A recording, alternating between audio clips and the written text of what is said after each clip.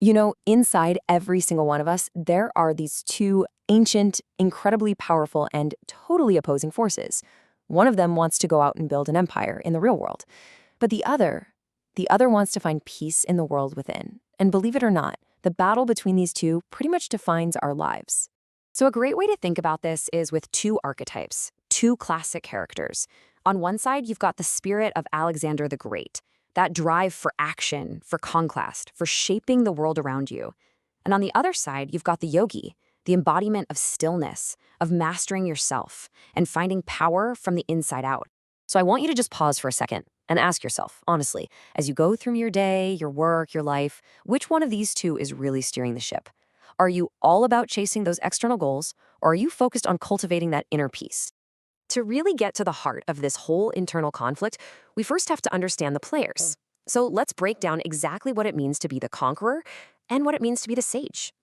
The Alexander in us, well, that's the engine of ambition, isn't it? It's that part of you that sees a super complex problem, like the legendary Gordian knot, and instead of trying to patiently untie it, it just wants to solve it with one big, bold, decisive action. It's that relentless drive to achieve, to build, and to really leave a mark on the world.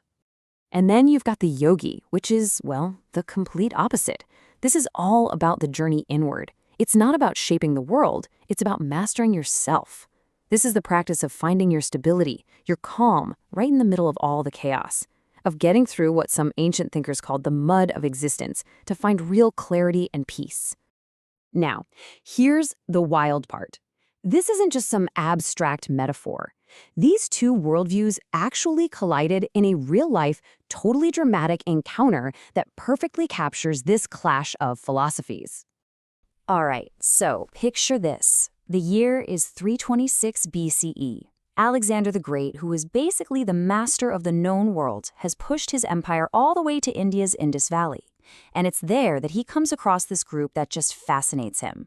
The Gymnosophists, which literally means the naked philosophers. Okay, just imagine the scene. The single most powerful man on earth sends a message to the eldest yogi, a guy named Dandamis. And the command is simple. Come to my feast and I'll reward you, or refuse and I'll have you beheaded. It is the ultimate test of worldly absolute power against something else entirely. And Dandamis's reply? It's just staggering. He calmly tells Alexander's guy that he wants nothing the king has to offer. If Alexander kills him, he's just freeing his soul from an old body. Let the king keep his gold. The earth already gives him everything he needs. I mean, in one single statement, he just completely disarms the entire system of power and fear that Alexander's whole empire was built on. But the lesson didn't stop there. Another yogi, named Kalanos, decides to give the great conqueror a little visual demonstration, a super simple but incredibly profound metaphor for what real power and stability actually look like. So this whole encounter brings up a massive question, this lesson of the center. It really forces us to rethink what we mean by power. I mean, in that meeting between the king, who had literally everything, and the sage, who had absolutely nothing, who was really in control? And what's so cool is how simple the lesson was. Kalanos just laid this dry, shriveled ox hide on the ground. When he stepped on the very edge of it, the other sides all flew up. He walked all the way around the perimeter, and the whole thing was unstable. But then, when he stepped right in the center, the entire hide lay perfectly flat and still. And there it is, right? That little demonstration just brilliantly illustrates the difference between them. For Alexander, power was all external: armies, land, gold, and freedom. Freedom was the ability to do anything you want. But for Dandamis, power was internal. It was self-discipline and peace. And true freedom, that was the ability to need nothing at all. I mean, we're talking about two completely opposite definitions of a successful life. So here's the ultimate irony, the incredible reversal of roles. You have the conqueror of the known world who couldn't conquer his own restless desire for more. He was, in a way, a slave to his own ambition. And then you have the man who owned nothing, who was the true master of his world, precisely because he desired nothing from it. He was the one who was completely and truly free.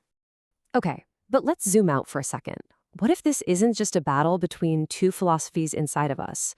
What if this duality, This dance between the conqueror and the sage is actually the fundamental engine of cosmic evolution itself. The thing is, we need both. That outward reach of Alexander, that's the force that pushes humanity to explore, to build cities, to make ideas real in the material world. But the inward breath of the yogi, that's what gives all of that action meaning. It's the drive to find truth and connect back to the source of everything. So think of it like this. Consciousness itself, maybe even the universe, is playing this huge cosmic game of hide-and-seek with itself. And why? It does this to learn, to grow, and to experience absolutely everything it can possibly be. So the hiding part of the game, that's when consciousness kind of forgets what it is.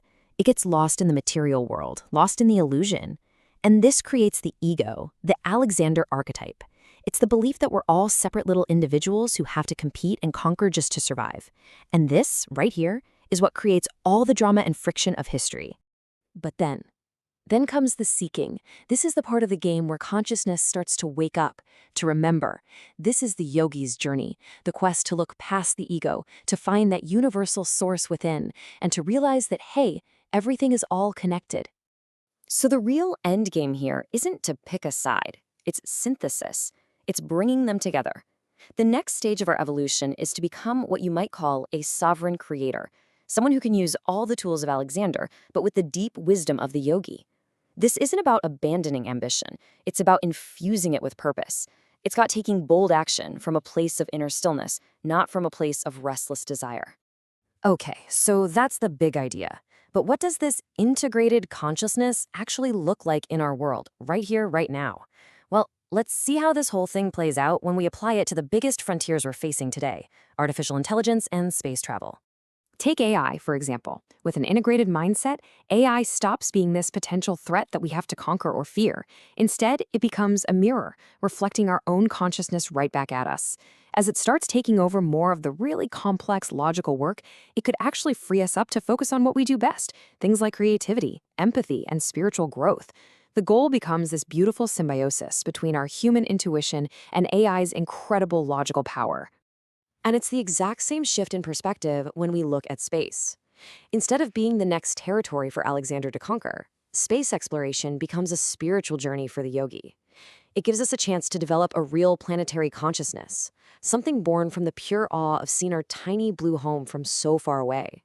We can finally stop acting like conquerors trying to claim new territory and start acting like citizens of the cosmos. And really, all of this brings us to the ultimate question for our time. Through our ambition, our science, our technology, through our inner Alexander, we have built for ourselves the power of a god. The challenge now, the real test for humanity, is whether we can cultivate our inner yogi and finally find the wisdom of a sage to wield it.